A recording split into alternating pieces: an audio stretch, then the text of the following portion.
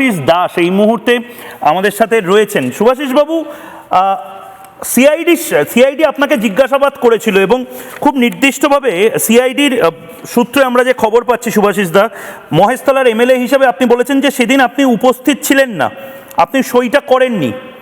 না না না না না না না না, আমি মিটিং এ উপস্থিত ছিলাম, ঠিক আছে, আমি মিটিং এ উপস্থিত ছিলাম এবং ওখানে আমার পুরো নামটা লেখা আছে, এটাই আমি বলেছি। এর বাইরে আমি আর বলেছি যে আমার নামটা লেখা আছে, যেটা পুরো ক্যাপিটালে নামটা লেখা আছে, that is not my signature, এটা বলেছি।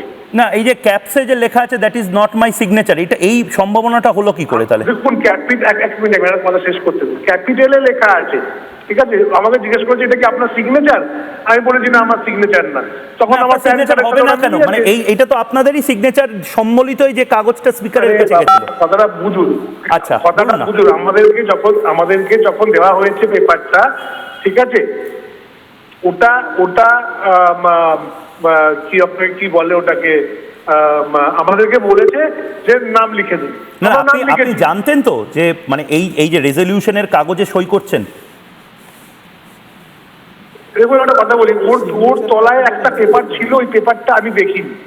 আচ্ছা আচ্ছা, মানে আপনাকে যেখানে সই করতে বলেছে আপনি সইটা করে দিয়েছেন, তখন বলা হয়েছে এখানে সাইন করতে, নাম লিখছে, আমরা নাম লিখেছি। এ তো খুব গন্ডগোলের ব্যাপার, মানে এরকম একটা ব্যাপারে এত বড় ব্যাপার কিচ্ছা হয়ে গেল ব্যাপারটা। এখন মানে কেসটা কি দাঁড়াচ্ছে শুভাশিস দা? মানে দলের এই যে ঋতব্রতরা আলাদা এমএলএদের দিন যাচ্ছে, আপনি কি ওই দিকে আছেন? ব্যাপারে আমার কোনো আইডিয়া নেই। আমি দেখুন দলের ব্যাপার দেখি, এই ব্যাপারে আমি কিছু জানিও না, তো ন্যাচুরালি যে ব্যাপারে আমি কিছু জানি না সে ব্যাপারে আমার মন্তব্য করাটা উচিত। বেশ বেশ বেশ, অনেক ধন্যবাদ, অনেক ধন্যবাদ আপনাকে।